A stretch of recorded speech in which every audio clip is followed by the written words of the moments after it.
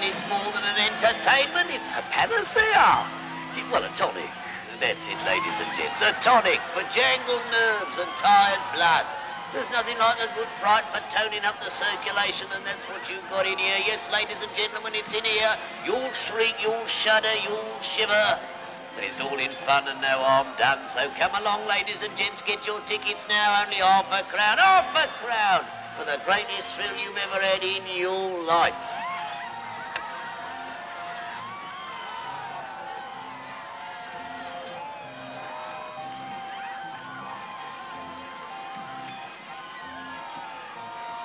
Come along to the torture garden of Dr. Diabolo. Dr. Diabolo's torture garden. It's more than entertainment.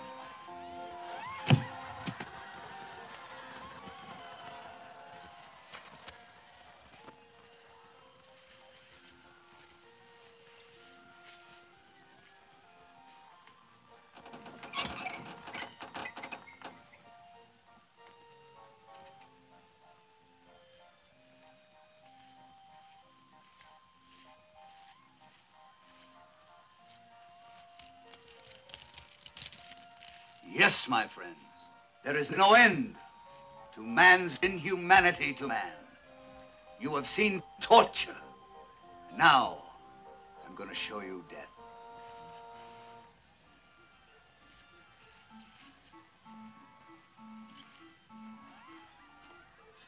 The electric chair. It's used for the execution of condemned criminals in the United States. Man in that chair has committed a crime. It's murder. He's going to pay for it. Strapped and helpless in that metal chair, the creature awaits his doom. Perhaps you feel sympathy, compassion for him, eh? Well, not me. Not me. For reasons of my own. And soon, thousands of volts of electricity will sear every nerve and every cell of his body. A very civilized method of revenge that I approve of. You notice the bits of sponge here and there where the electrodes touch the flesh. That is to prevent the gentleman from being burnt to a cinder before your eyes, but nevertheless, he will burn inside. Inside.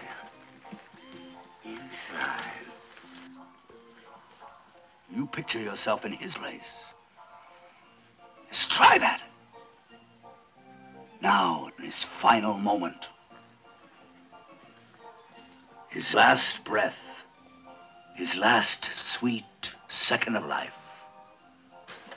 Now, my friend, in full payment for what has passed, I am going to pull the switch.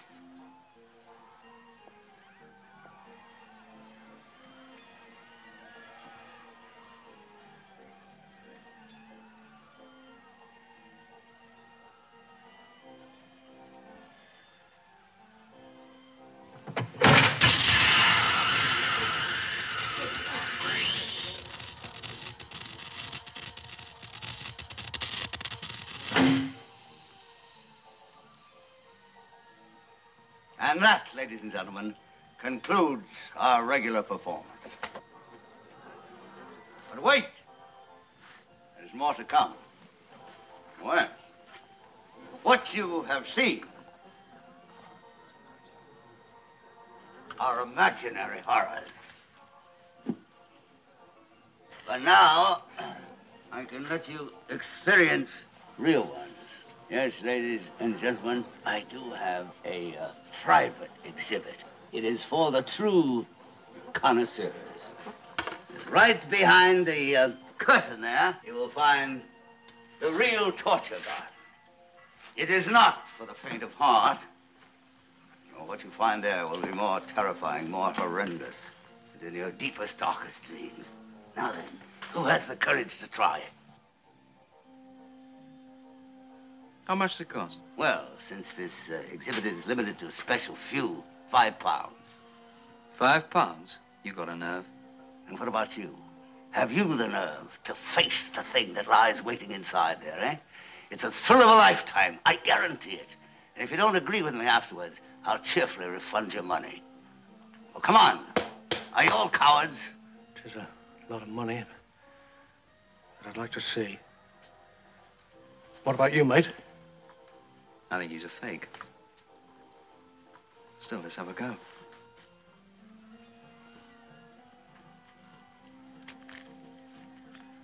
One moment.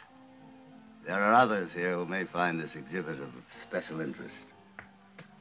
These two ladies. Come on, I dare you.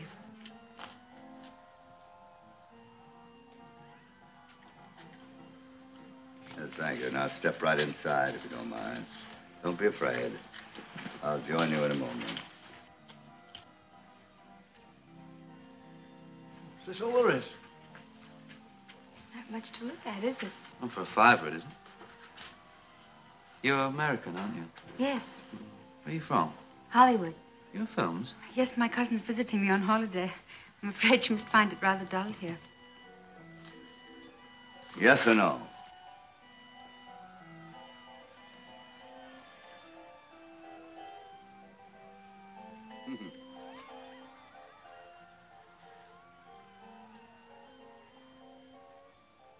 Where is he?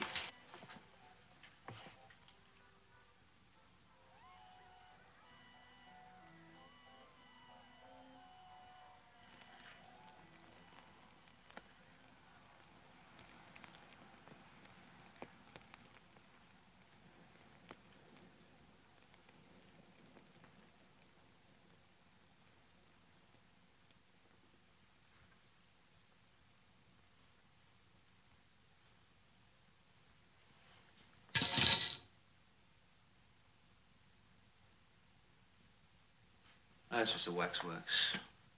A dummy? If you ask me, we're the dummies. It isn't quite what I expected. What did you expect? Well, I don't know, but... Well, where is he, this... What's he call himself? Diabolo. You call me? Who's your friend? It's a good question. This is a figure from ancient legend. Atropos, goddess of destiny. In the left hand, the skein of life. In the right, the shears of fate. Each colored thread represents a human life, and the shears have the power to cut it short. Oh, come on. It's just one of those mechanical figures that tells your fortune for a penny. Yes, you can tell your fortune, of course. That's the least of it. No. See, I promised you horror, and I intend to keep that promise. Well, this Sybil here has a very strange magic, a very strange power, for she is able to reveal to each and every one of you the ultimate horror, which is, of course, the horror that you have hidden away inside yourself. The secret, in fact, of your own evil. A very old-fashioned word nowadays, evil. You'd prefer I say the primordial monstrosities that lurk beneath the surface of the mind. But I prefer evil. Just a minute. Is this all you've got to show us? No, there's this also, that if you can gain a knowledge of your inner evil, why then you will have been forewarned, and perhaps, you can escape the monstrous act and the hideous consequences.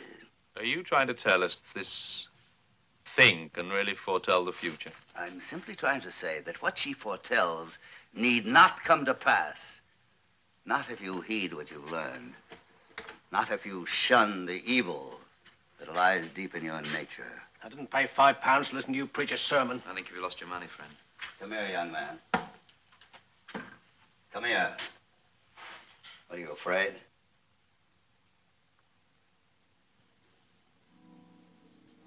You seem to doubt my word. How would you like to be the first to learn what fate has in store for you? What do I do? Ask you questions? It won't be necessary. Just stand where you are. The figure will communicate with you.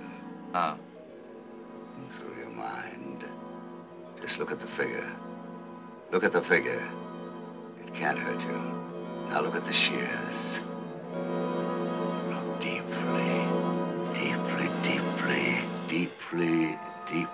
deeply into the shears of fate.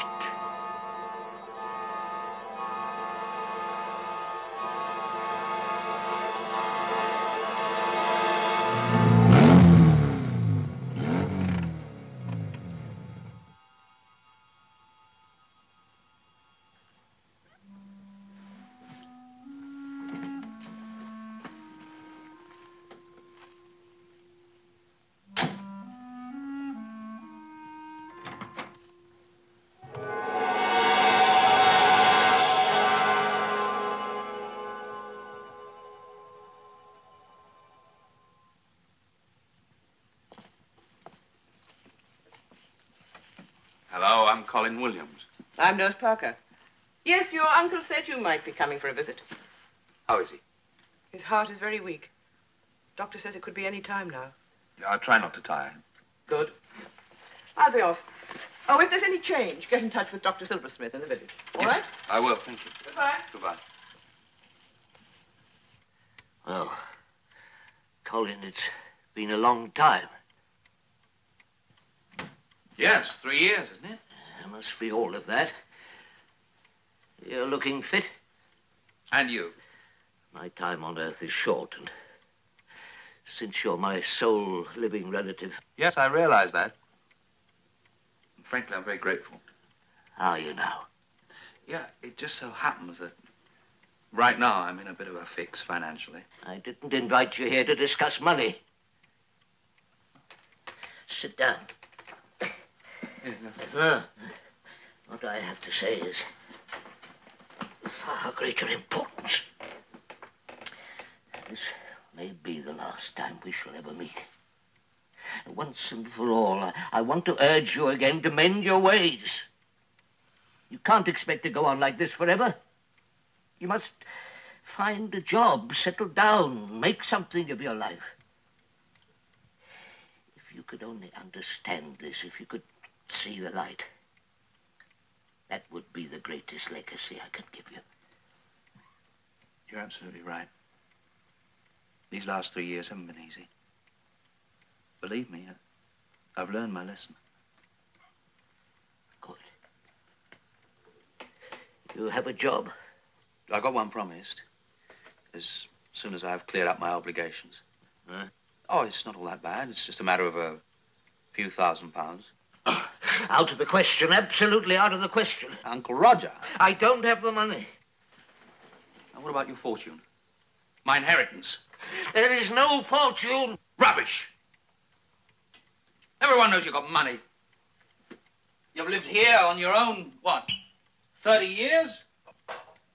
You've never worked? How do you pay for it all? That's none of your business. That's where you're wrong. It is my business. I've been asking questions.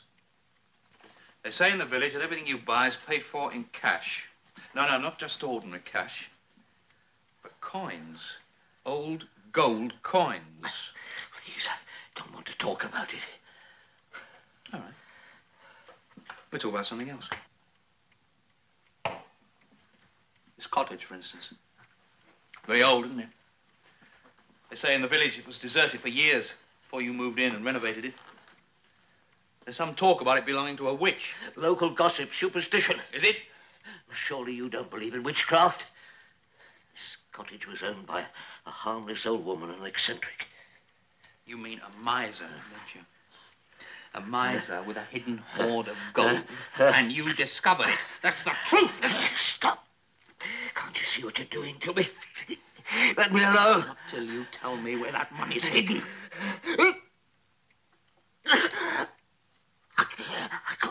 Colin, my mates. There on the mantelpiece. Quickly. Half a glass. Hurry.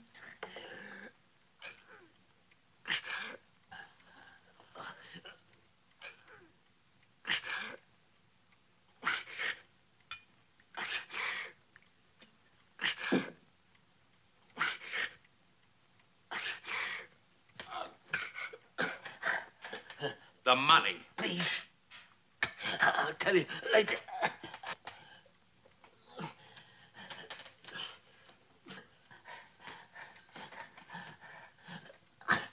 Now! Love of God.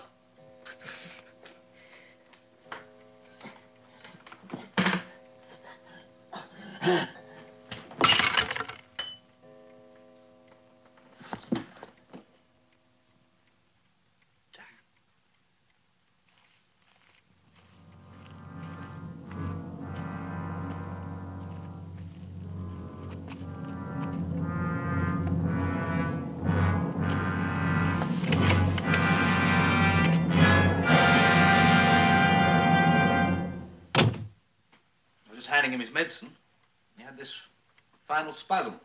Well, they go like that sometimes. One's seen it before. 7 o'clock, you said? About that. I really didn't check the exact time. Oh, 7's near enough. It's just a formality for the record. I'll complete this in the morning. Oh, thank you, Doctor. You're stopping for the funeral, I take it? Certainly. Don't mind spending the night here alone? No, of course not. Well, look after yourself.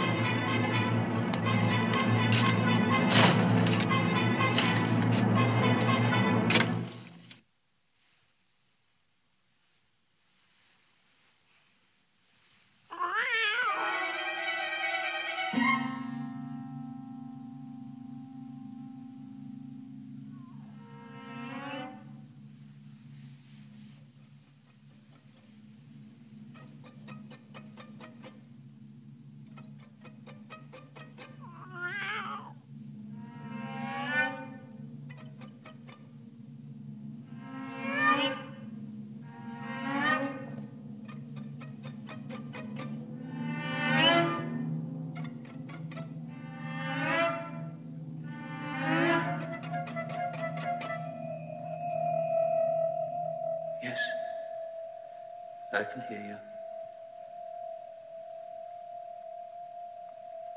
Your name is Balthazar. You've come to stay with me, to serve me, as you served my uncle. You will reward me as you rewarded him in return for things I must do for you. My uncle was ungrateful. He buried you away in the darkness, but now you are free and hungry.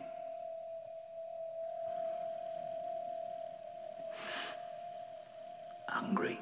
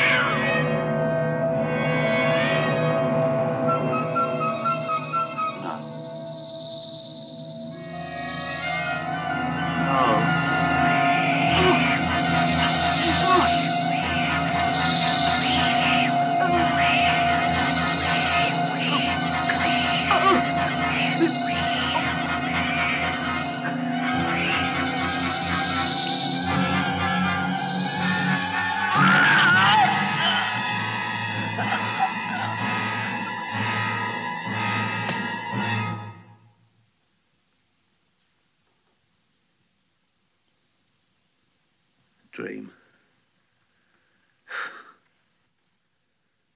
Oh.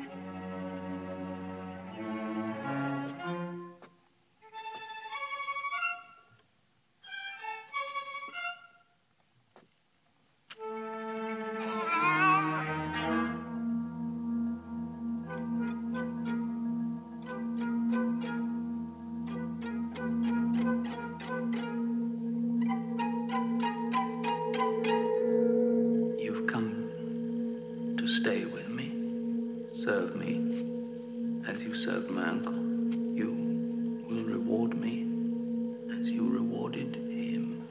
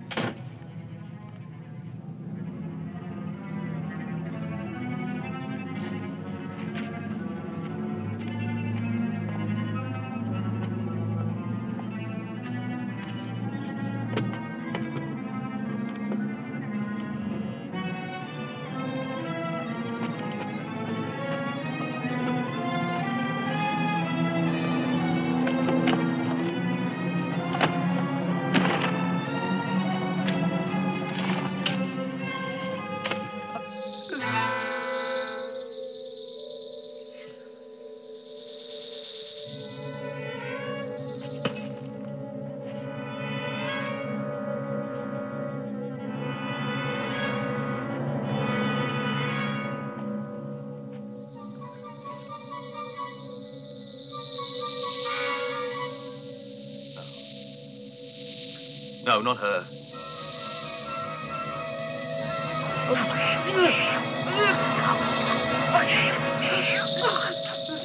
All right. I'll do it. I'll do it.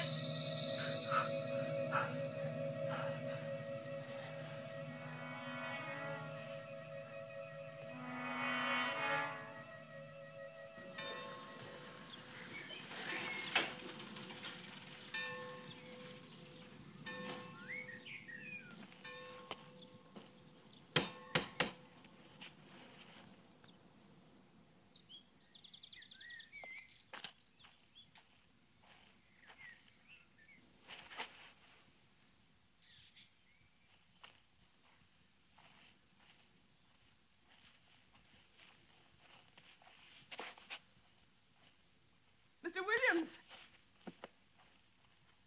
Mr. Williams!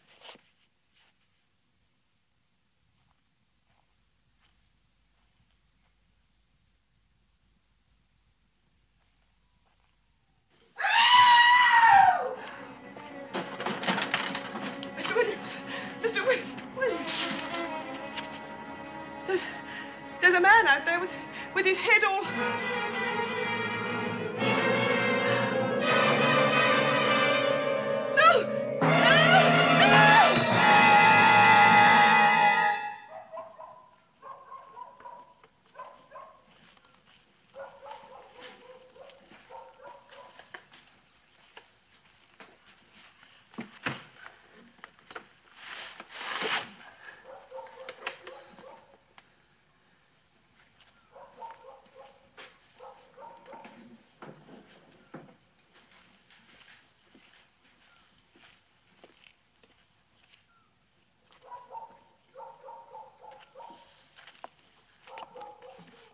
Good evening, sir.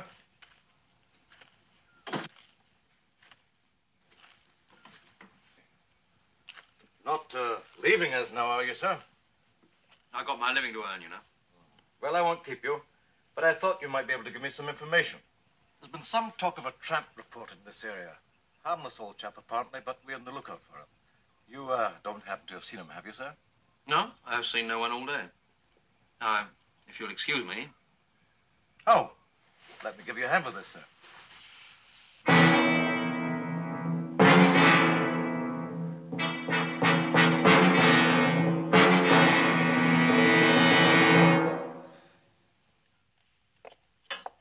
Why did you do it, Colin?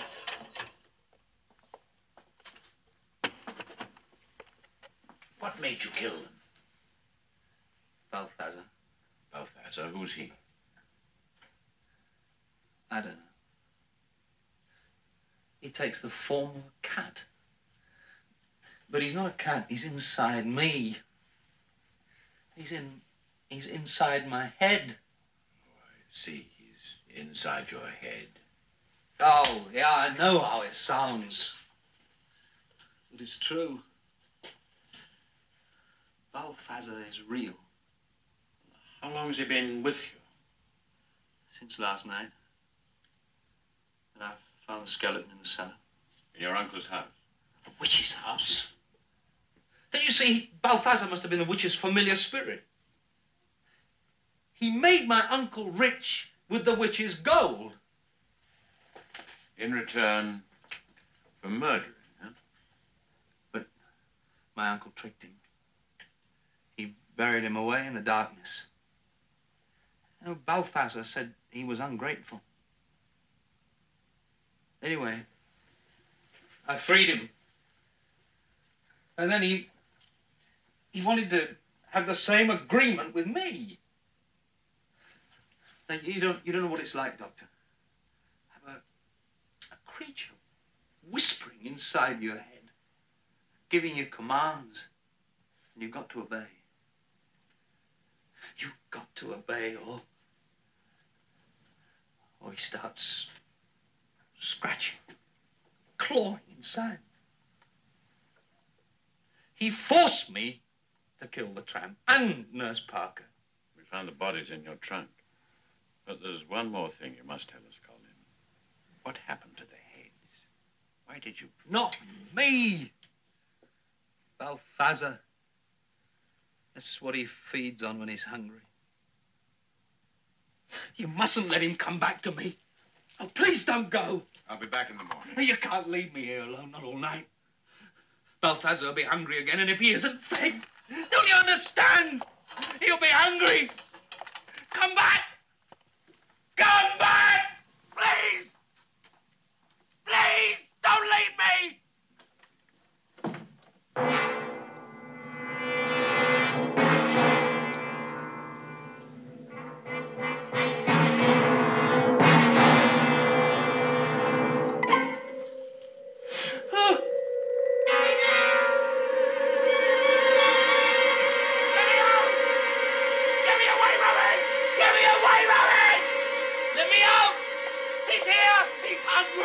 Now, what's your problem? Look! There's nothing there. Now, you calm down and get some sleep. Oh, don't go away. He'll come back for me! He'll come back! Don't let him get at me! Help!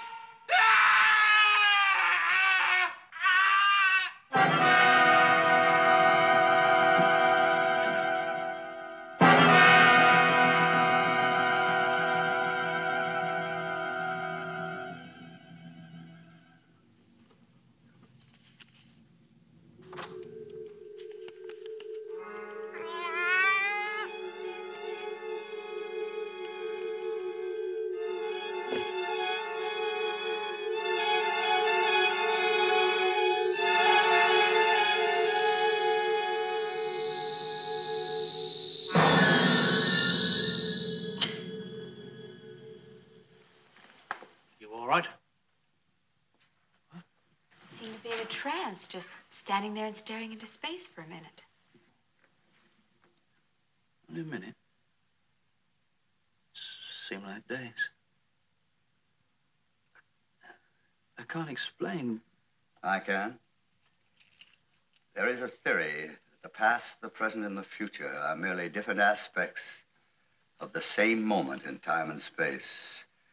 Do you understand that theory? Then perhaps you can understand that since a drowning man can view his entire past in a few seconds, he can also view his future by the same rule. Yeah, well, particularly if he's hypnotized. That's all it was. Hypnosis. It's a trick. No trick. What then? A warning. What exactly did you see? I'd rather not talk about it. Well, was there anything about it that was true? It's true I have an uncle who lives in the country. And I was going to see him to ask. So how did you know? I never saw you before. I know nothing about you. You are merely a customer. Who comes next? Who is the next to meet Atropos, the goddess of destiny? What about you, young lady? Surely an innocent young woman like yourself has no deep, dark secrets in her mind. Why don't you? After all, it was your idea to come in here.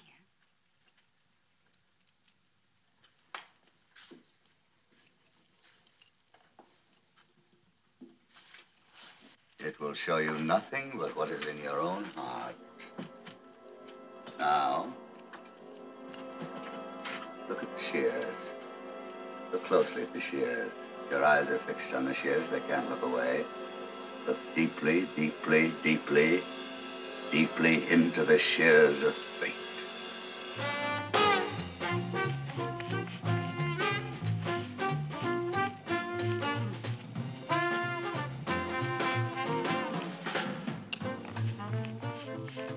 What time is it?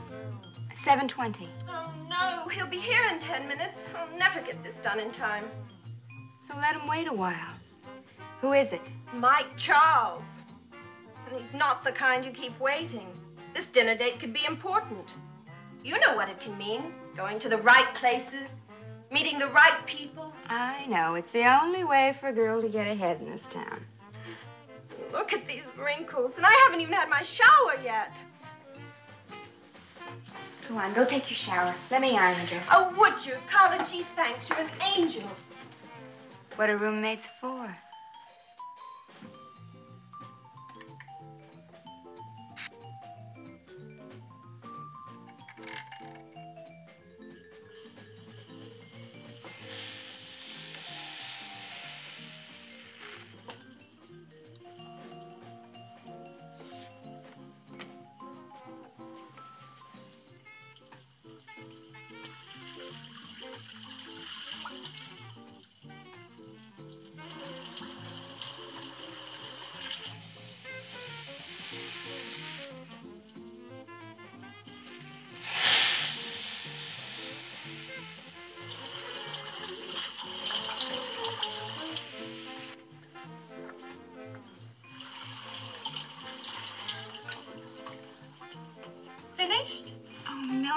darn material. The iron was too hot.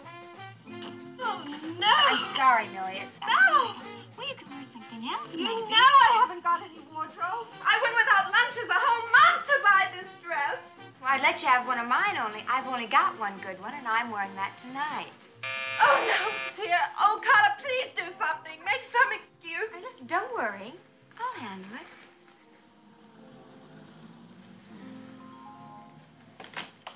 Hello, I'm Mike Charles. Hello, I'm Carla Hayes, Millie's roommate. Won't you come in? Thanks.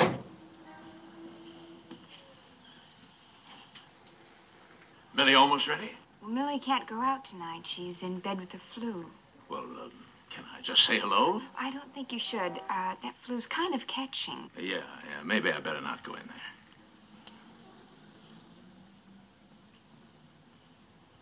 Gee, I'm sorry your evening's ruined. Yeah, it is kind of rough. Could have been a real swinging scene. Table for two at Danny's. Danny's.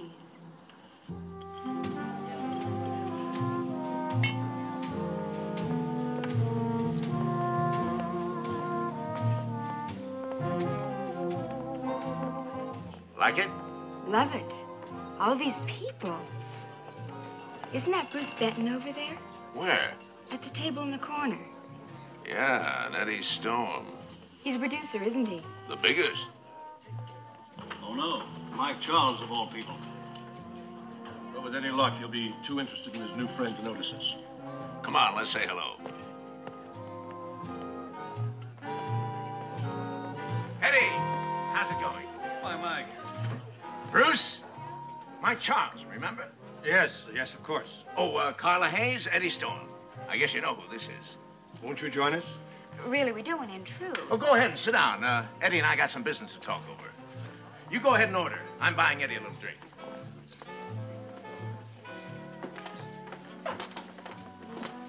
I can't believe it. Imagine me having dinner with Bruce Benton. You know, I've had a thing about you ever since I was... Ever since you were a little girl. Go ahead and say it. I don't mind. It just doesn't seem possible. What? You're having dinner with me? Or because I've been around so long? Now you're embarrassing me. You'll feel better after you've had a drink.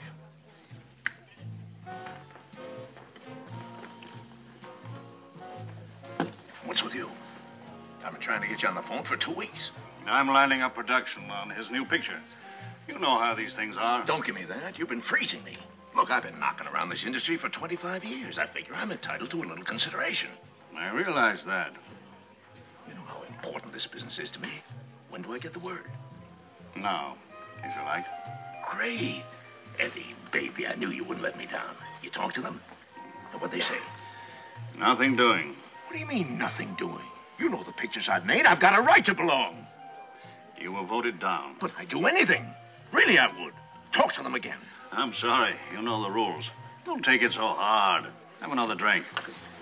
Where are you going? Don't worry about me. I'll have another drink. Lots of drinks. And you can tell your Fink friends from me. They don't have to worry about Mike Charles. He knows how to take care of himself. But maybe they ought to worry. Because Mike Charles is just liable to take care of them.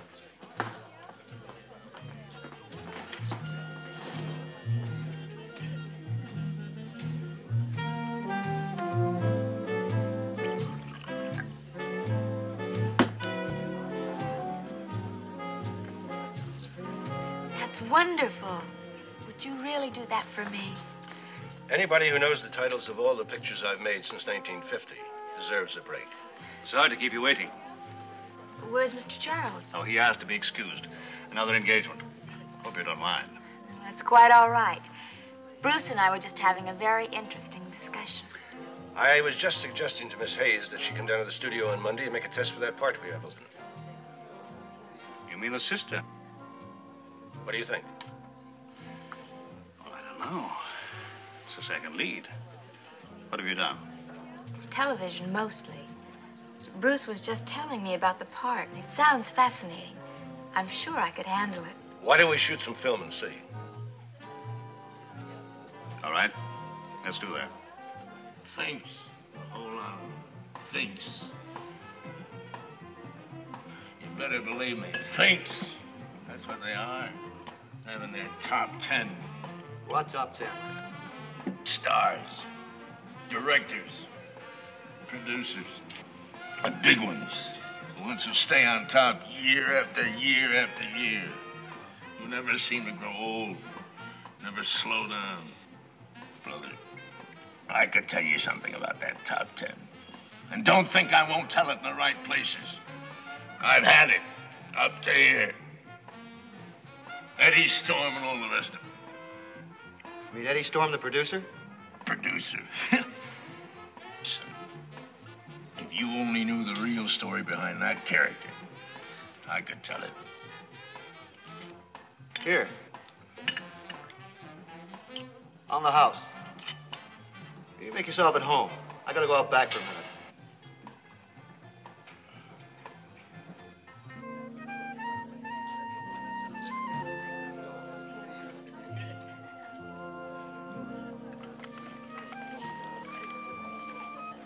You're not eating. I start filming next week, remember? Now you know how I keep my boyish figure. And you? I'm on a diet.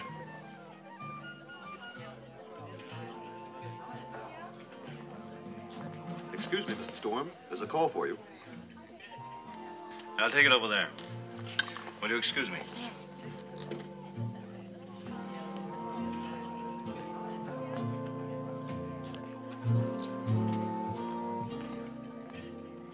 Boy, I never thought when I went out tonight that all this would be happening. Meeting you and getting a chance to be in a film with you. I thought you'd want to know. Sure. Sure, I understand. Don't worry.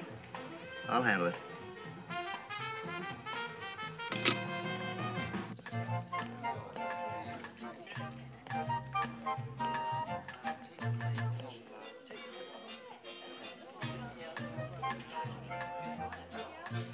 Nothing important. Just a little problem. It's all been taken care of.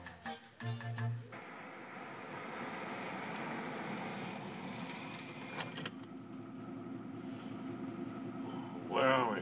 Home, in your own garage. Oh, you're a real pal. Thanks. Hey!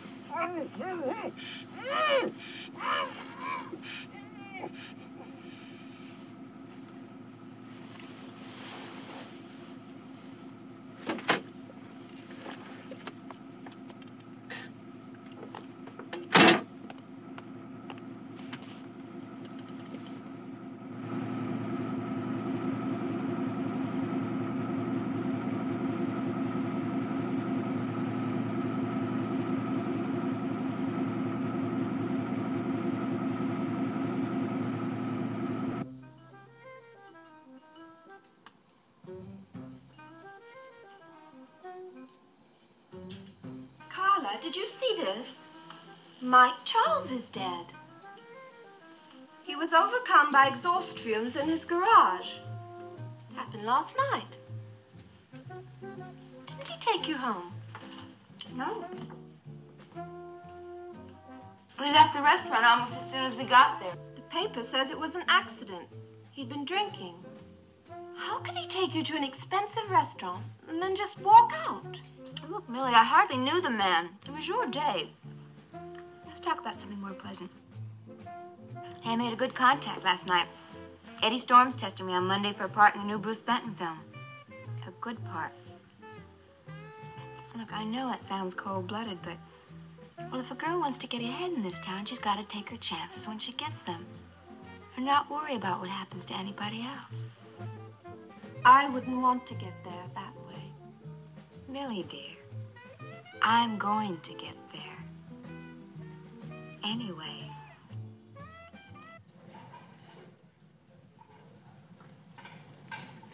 Another day, another dollar. Tomorrow's call, Mr. Benton. Thanks, Fred. Oh. I see they've written an extra scene for you. You look great in those shots today.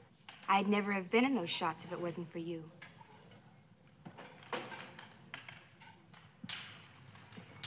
I got you something to show you how much I appreciate it.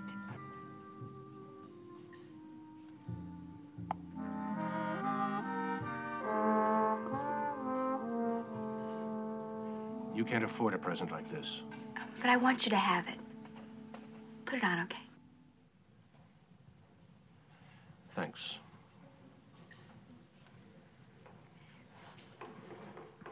It's quite a day today. I'm really beat. Where do you get all your energy? Clean living. It certainly doesn't come from overeating. You didn't even touch your lunch this noon. I'll make up for it tonight. Where are we going?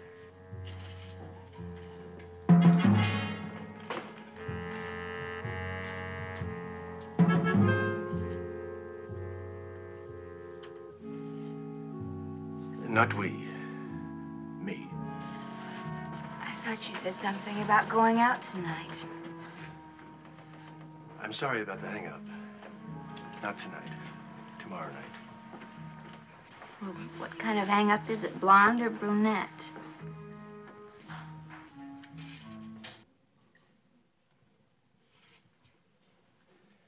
Two brunettes. Your agents? In a way. I'll see you in the morning. Good night.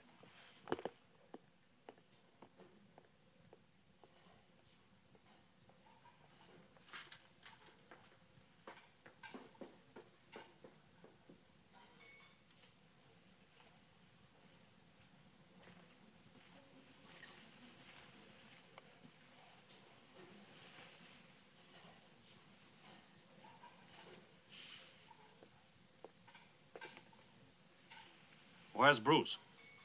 You just missed him. But you didn't. Bruce and I are rehearsing our lines for tomorrow. That's all right, isn't it? Of course. Rehearsals never hurt anybody. That's why I have them every day. On the set. What's the matter, Mr. Storm? You have some reason for disliking me. I didn't say that. You I like. You and Bruce Benton together, that's a bad scene. Take my advice and lay off. He's not for you.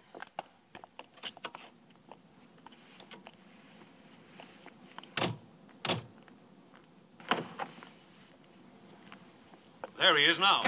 Bruce! Bruce! Wait! What did he say was going? He didn't. He just said he had a business appointment. Business appointment? With two of the worst hoods in town?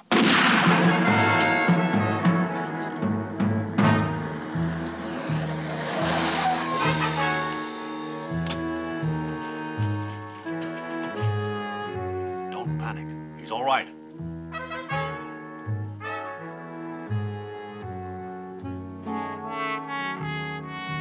Leo! Help me get him up to the car. Hurry! Where are you taking him? The sanatorium. Sunset Crest Sanatorium.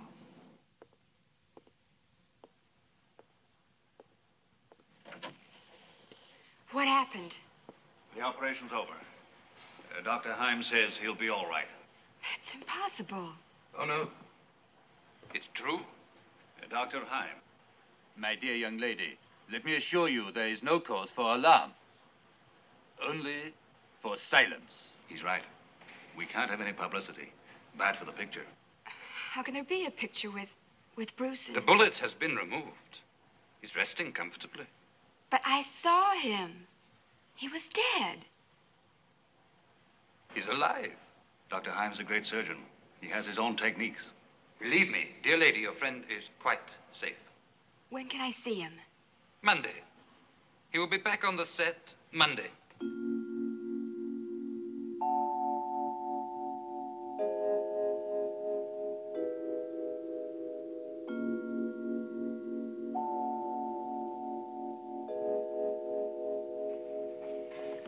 Cut it!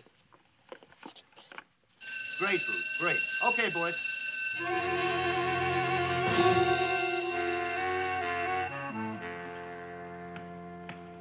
Something wrong?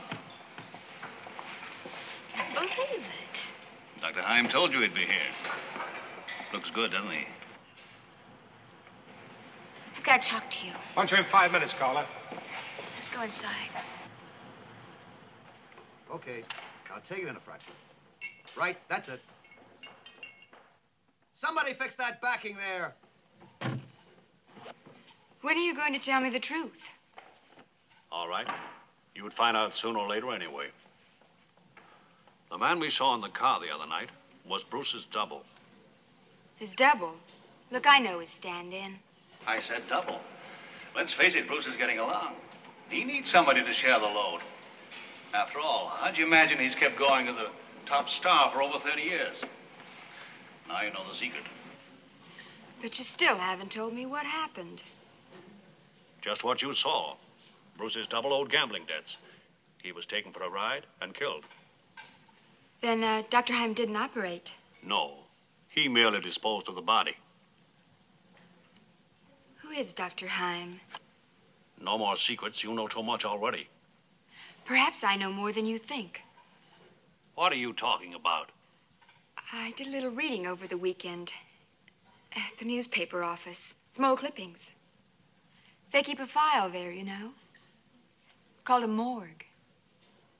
It's very appropriate, don't you think? What are you getting at? I thought I was getting at the truth about Dr. Heim. But instead, I found out something else. About you. On April 5th, 1944, there was a speedboat accident in the harbor off Newport Beach. You were thrown from the boat. When they took you to the hospital, they thought you were dying. According to the story, you were rushed from that hospital to a private clinic. Sunset Crest Sanatorium. The man who operated on you there was a refugee physician. A Dr. Heim. 2 minutes, Miss Hayes. Yes, it's true. He saved me. A wonderful plastic surgeon. He must have been. According to that newspaper story, your entire skull and chest had been crushed beyond repair. I don't see any scars, Mr. Storm. I've had enough of this. Well, I haven't. I'm going to see Bruce tonight, and he'll tell me the truth.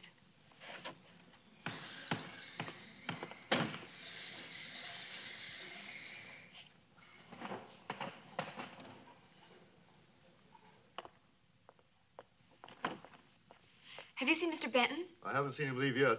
Thank you.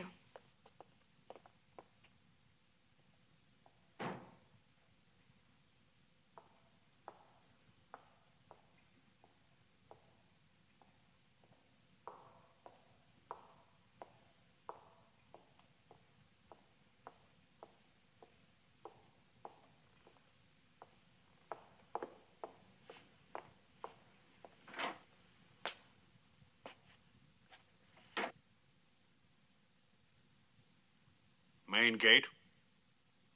As soon as Dr. Heim gets here, send him to stage G. It doesn't concern you. Don't you see? I have to know the truth. There's nothing to tell you. Oh, yes, there is. Carla, please. You were the one who was shot. You were the one that we took to the sanatorium. You'd better get out. I'm not going to talk about it. But you've got to talk about it. Bruce, don't you understand?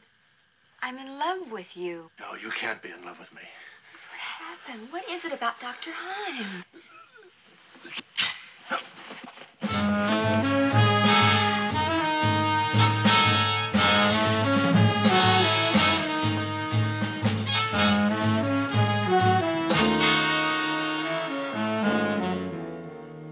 It's metal.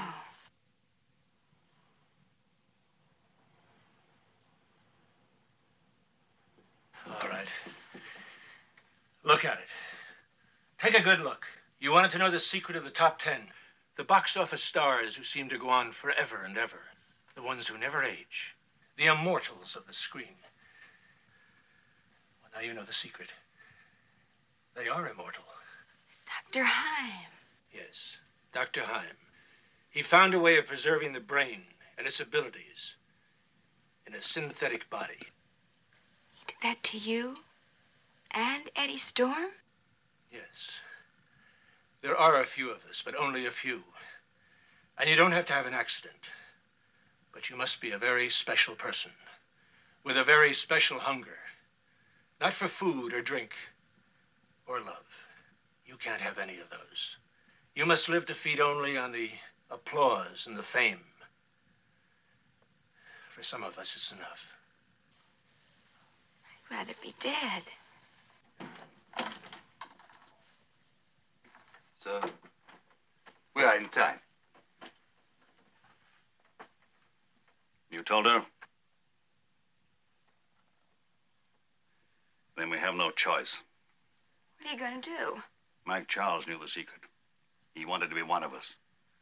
When we refused, he threatened to talk. We couldn't risk that with him, and we can't risk it with you. Wait. There is another way. You once told me about your ambitions, that you'd do anything for fame and stardom.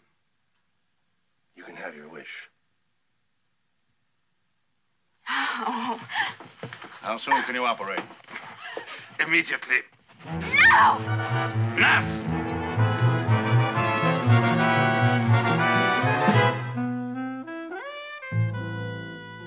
And here are the stars of this production. Bruce Benton and the lovely Carla Hayes. Oh, Miss Hayes, I understand that your performance in this picture indicates that you will soon be in the top 10 in filmdom. Look, there's Carla Hayes. Isn't she a doll? A living doll.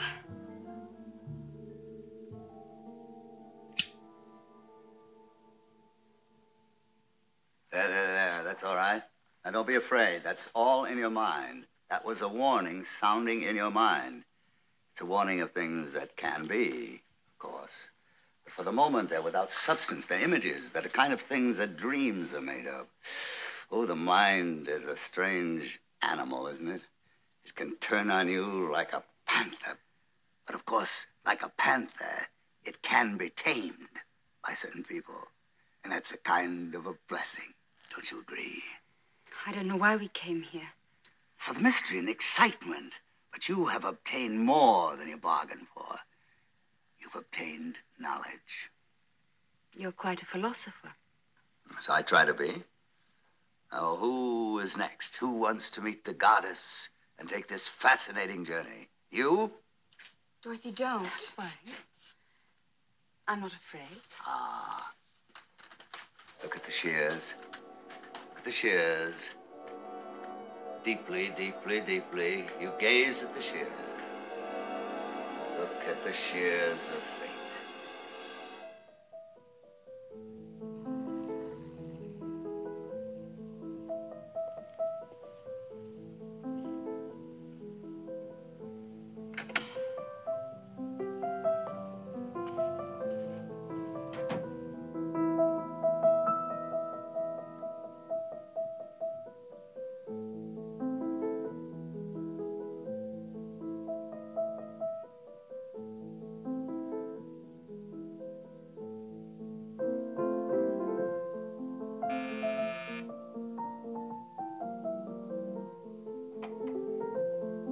Miss Endicott, I'm Maxine Chambers, Theo Winston's manager.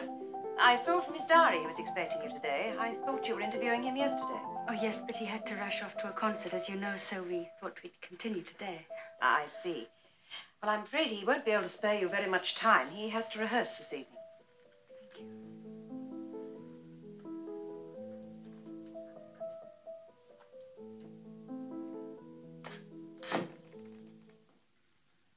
Milk and sugar? No, thank you. I really hate to stop. There's so much more I'd like to know about you. If I gave your readers any more material, they'd complain of eye strain. I wasn't thinking of my readers, Mr. Winston. You're very flattering.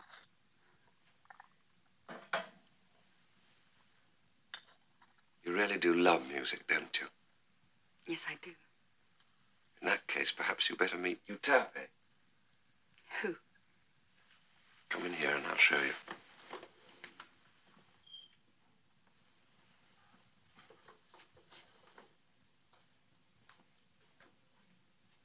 Oh, Utape, the goddess of music. Yes.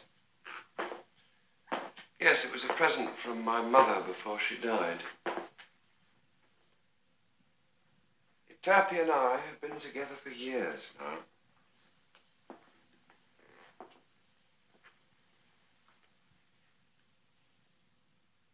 Shall we play something for the lady?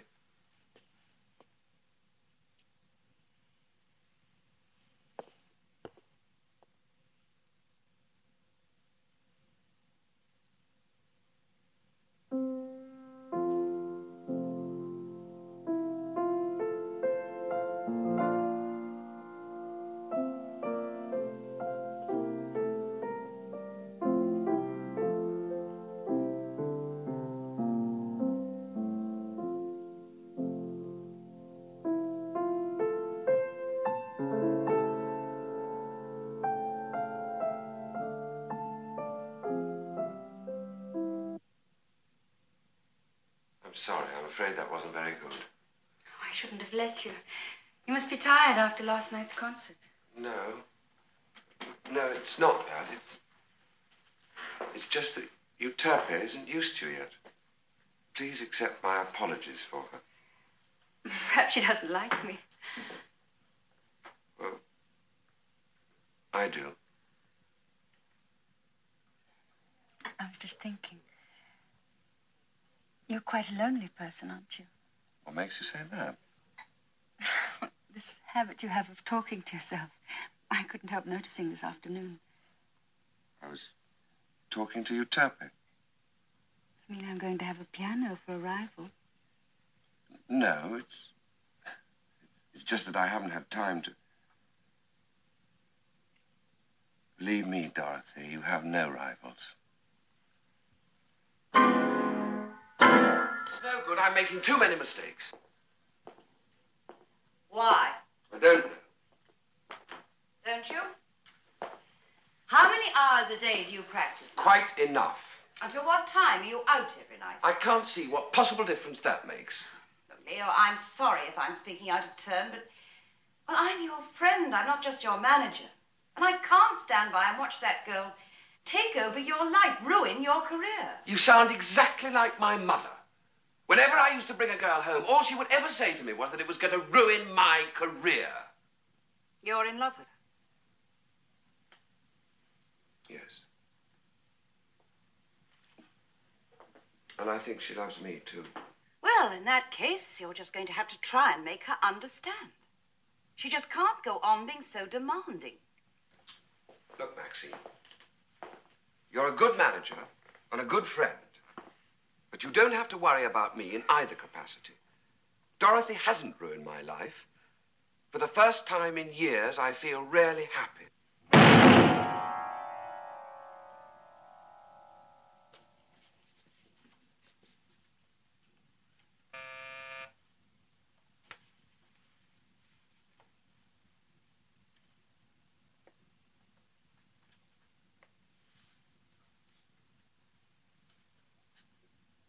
Leo?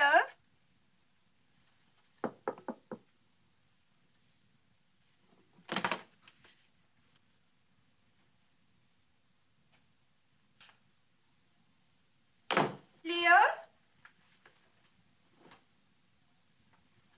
Leo?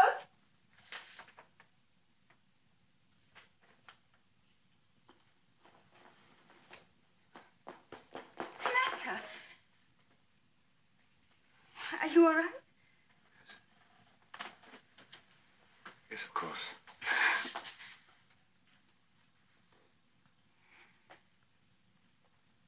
I was just working something out for my next concert. I know I shouldn't have interrupted you, but I've got something for you, and I couldn't wait to give it to you. And we're invited to the Harcourts tonight.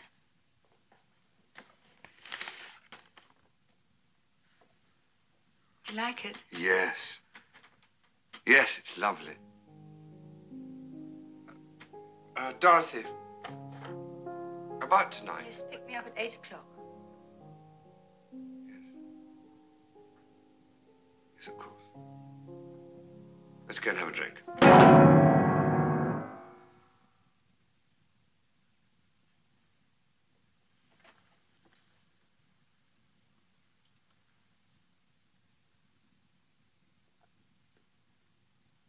Leo, what's the matter? Nothing. When I came in there, you were sitting as if you're in a trance. I was just tired. There's no need to worry about me. Tell me the truth. Oh, very well. I suppose you've got to know sooner or later. It's Euterpe. She resents you. You see, I've been trying to communicate with her. She thinks you're hurting me and preventing me from working.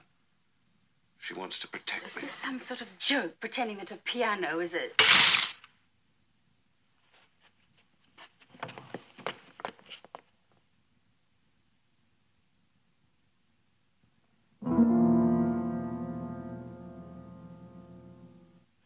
No, haven't come here to talk about myself. But you've got to do something about Leo. You've got to cancel his tour. He's in no condition for it. If we don't do something, he'll have a breakdown. Yes, I know. If Leo isn't well, it's because you're smothering him. You're smothering him with your demands on his time, your possessiveness. You just aren't the sort of person Leo needs, believe me. I love him. Do you? Or do you just love the idea of being the wife of a world-famous pianist? Is your love real? Or just selfish? You're the selfish one.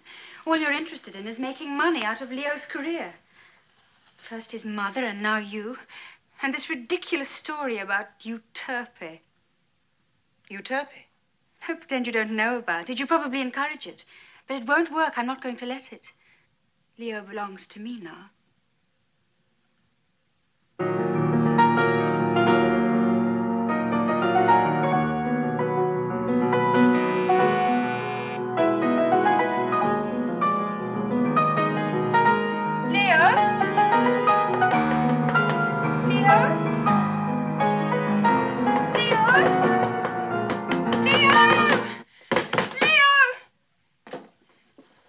Dorothy?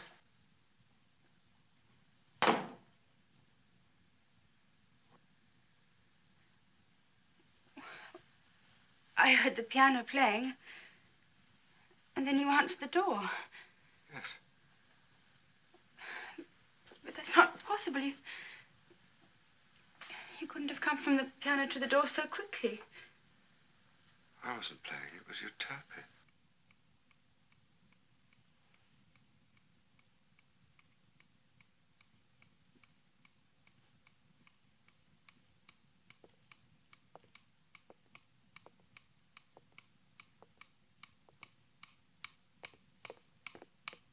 Leo, come here. It's only a metronome. Yes. And this is only a piano. There's nothing here but wood and metal and ivory. It's got no life of its own. And it can't interfere with ours. You're tired. We'll go away together. Away from... What about my concert tour? Oh, I spoke to Maxine today. I told her she'd have to postpone it. Well, what did she say? She'll come round.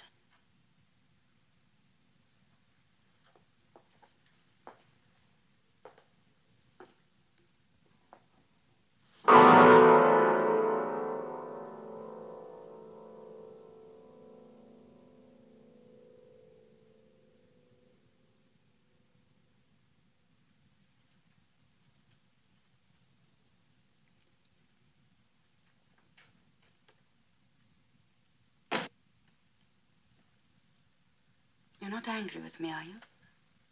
No, of course not. I know I'm tired. It's just that I've never missed a tour before. Leo, you'd better make up your mind. Either we go away together, or I'll go by myself. You really mean that, don't you? Yes. In that case, I have no choice. When do you want to leave? Well, we could go tonight. We could ring Maxine from wherever we are in the morning. You go and pack, and then I'll pick up my things.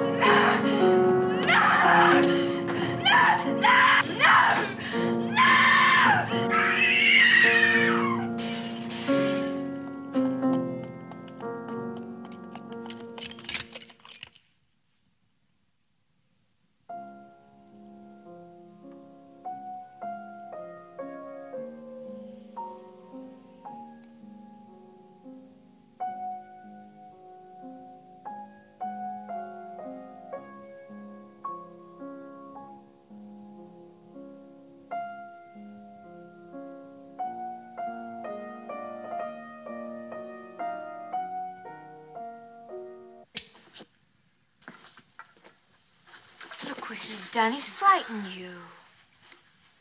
No, I'm all right. What did you see? Just an illusion. An illusion?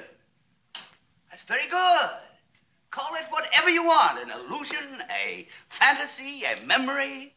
Now, that's very good, too. A memory, but a memory of the future. A memory of the shape of things to come. Now, then, which of you two gentlemen will be next to take this plunge into the river of time? Oh, not you. Afraid. Are you afraid? You? No. As a matter of fact, I've always wanted to sample your wares. Very well. Very well, then. Look at the shears. Look at the shears, sir. Look at the shears deeper and deeper and deeper. Look at the shears. Look at the shears of fate.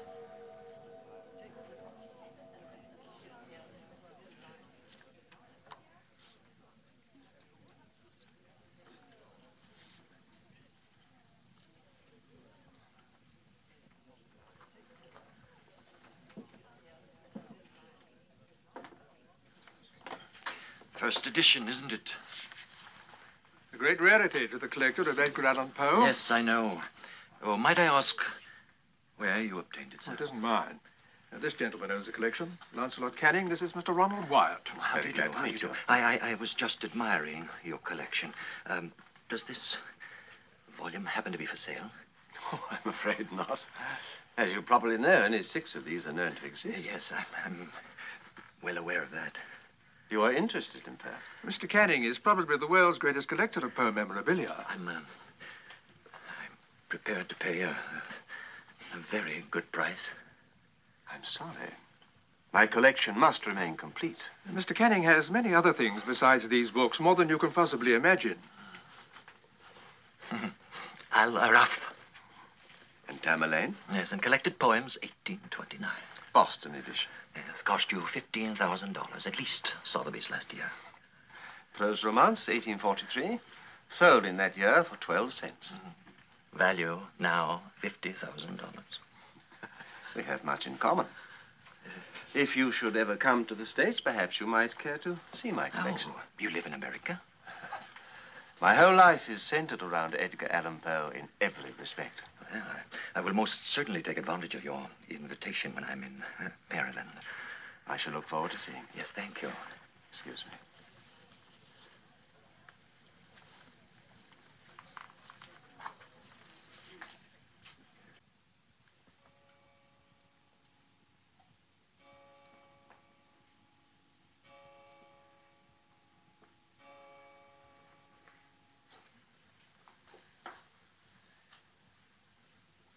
Mr. Wyatt?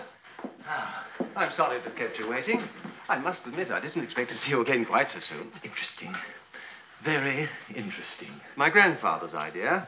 He built this house when he started his Poe collection. My father and I merely followed in his footsteps. Well, that's Poe's cravat. He wore it in Baltimore during his last lecture appearance. You have other items from his wardrobe as well. My collection is very complete. Did you know that he played the flute? No. Really? There. Oh, I'm sorry. I should have asked you before. Would you care for a drink? Yes, thank you. Whiskey? Yes. Or sherry? Oh, yes, thank you.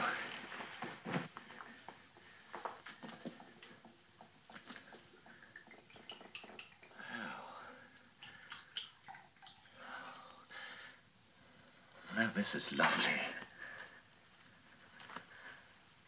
Yes.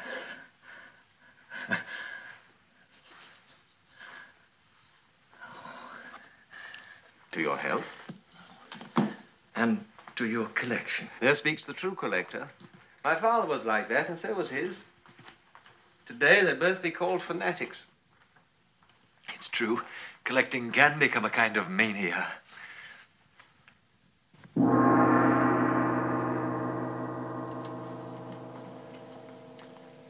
What a strange man he was. What a fascination he exerted over the minds of those who love fantasy.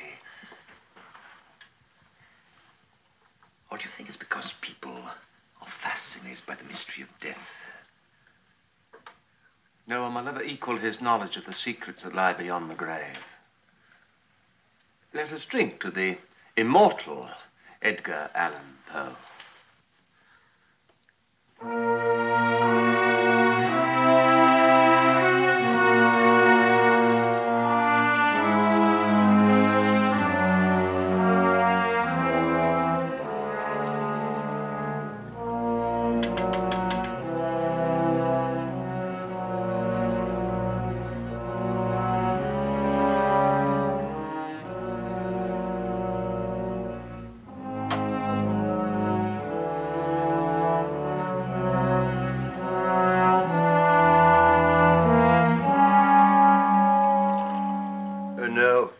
Thank you. I've had enough. I go on drinking like this, you'll think I'm Poe himself.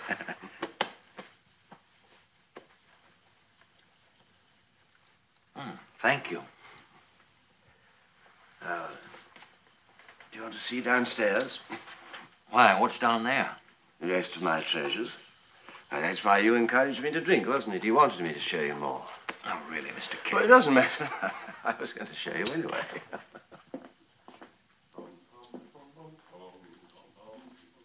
Come along.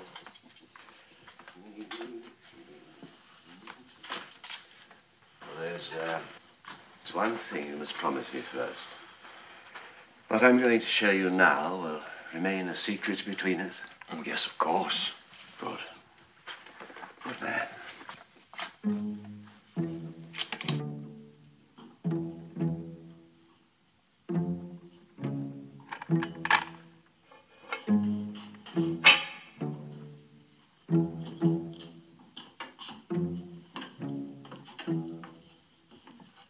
You're a very privileged man, Mr. Wyatt. No?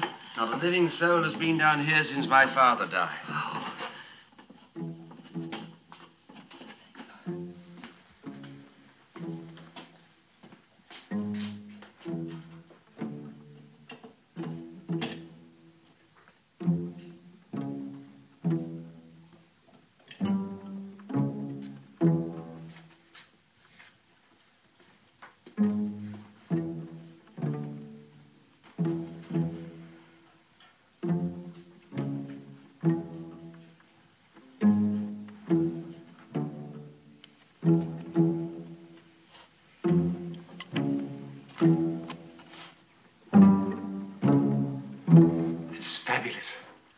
Absolutely fabulous.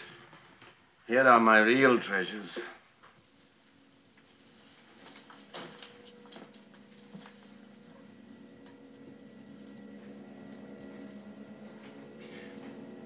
Poe's original manuscript? Yes, but I thought they were all in university collections. See for yourself. You saw his letters upstairs. You recognize his handwriting. Yes. This is the same. Yes, but I don't recognize the title, The House of the Worm. Oh, is it this an unpublished work? Mm-hmm. All these are unpublished.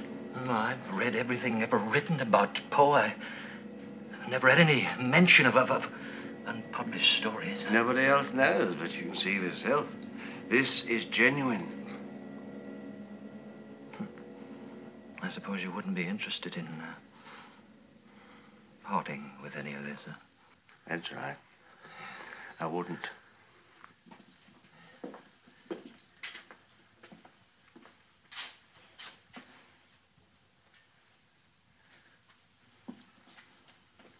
Now, what part did this box play in the life of Poe? Oh, nothing. Oh. Why is it here? I'll tell you about it when we get upstairs. Well, it's getting late. Please, please. No, please. No, I must see more. Now, the further adventures of Arthur Gordon Pym. Yes, but look at that paper. Look. Look at this paper is almost new. Oh, yes. Yes, look at the watermark. Weber and Sons. 1966. It's impossible. You're mistaken. It's just a trick of the light. Oh, it's a trick, all right. And I want to know the truth. We must go upstairs now. No, you're going to tell me. You're going to tell me, or I'll break my promise of silence. Now, what's the secret? Oh, yes. You wrote these stories, didn't you? Didn't you? You wrote them, didn't you?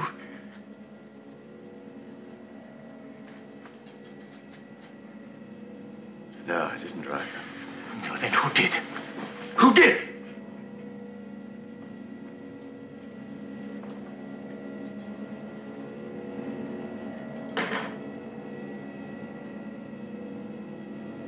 This box. Now, you told me it had nothing to do with the life of Poe. That's right. It had nothing to do with his life. It had to do with his death. My grandfather made money by selling cadavers to medical students.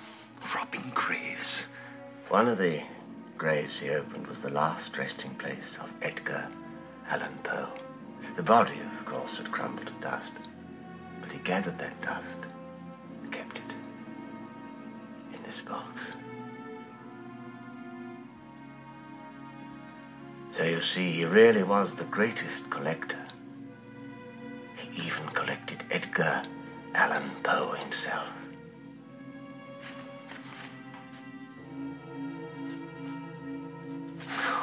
You're lying. We both can see the box is empty. But, and this is the real secret. My grandfather was more than a grave robber. He was a student of the occult. Did you know that there are ways to raise the dead, to reanimate the dust? Are those stories by Poe, filled with nameless terrors, are written on modern paper because Poe has been brought back to us? He is still alive. You expect me to believe that? You can believe what you like. Now you put those manuscripts back. They're going upstairs.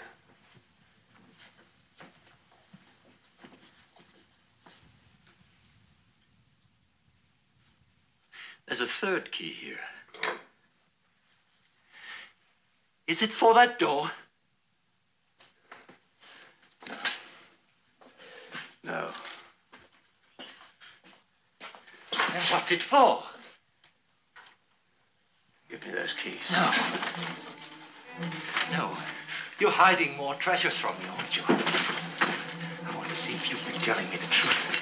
I want to see. You won't give me those keys. No, I won't. No!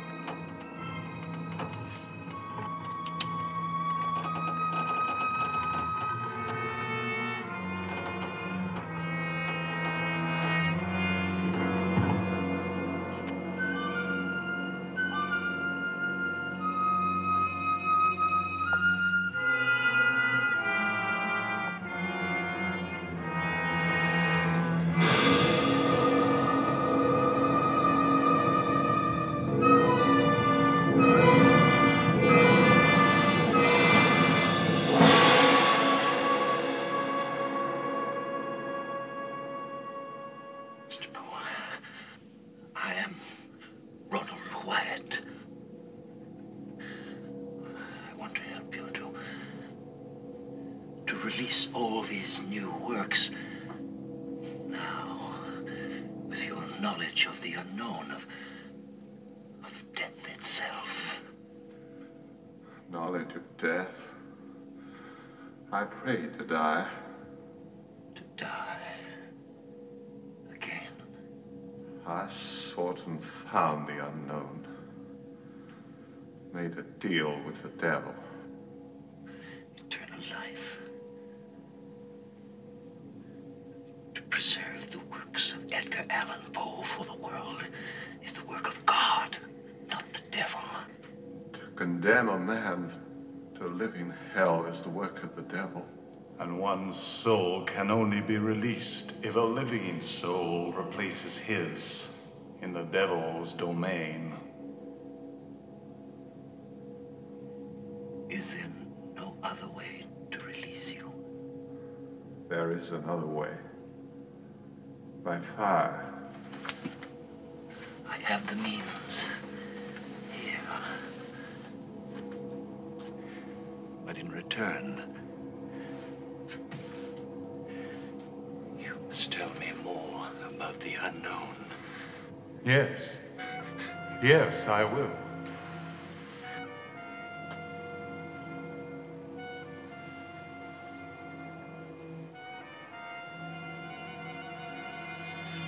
If you liberate one who has made a pact with the devil, you yourself become the devil's slave.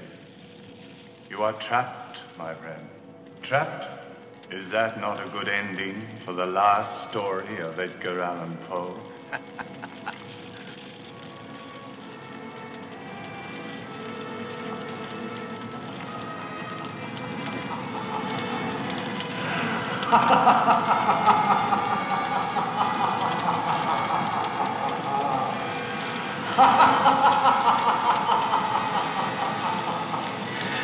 You are trapped. Trapped.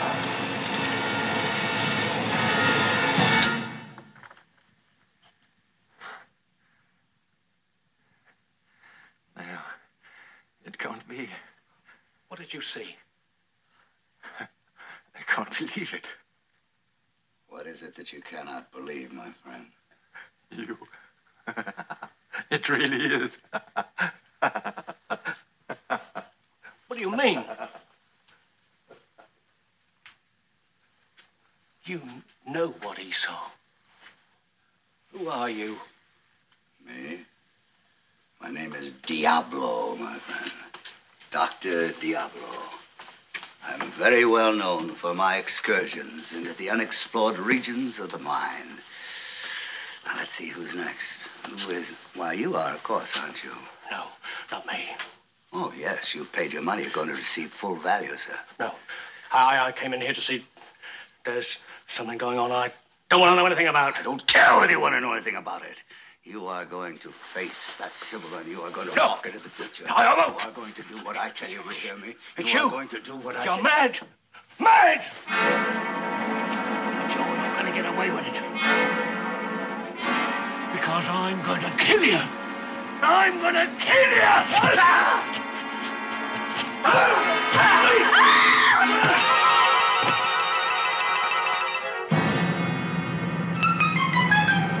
Come on, let's get out of here.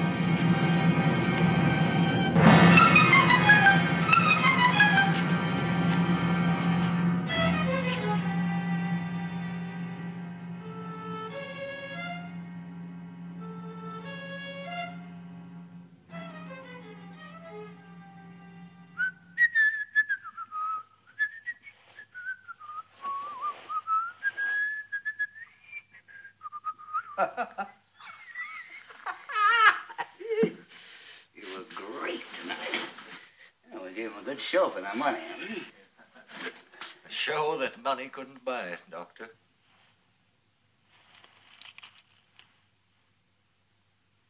Well, I better get outside and get ready for the next performance. So, you decided to wait, eh, Mr. Wyatt? I was interested in, Making a deal with me, too?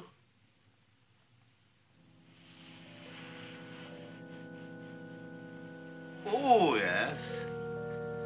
Yes, I think so. The right time. Do you have a light?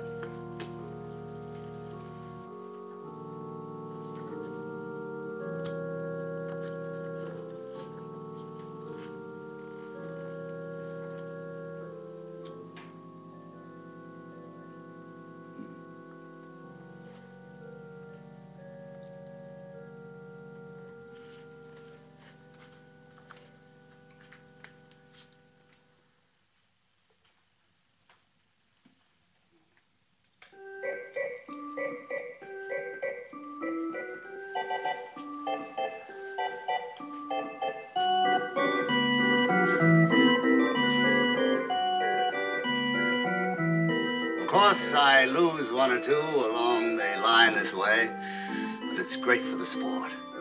And then it's only fair, you know, to give him a chance to escape my domain.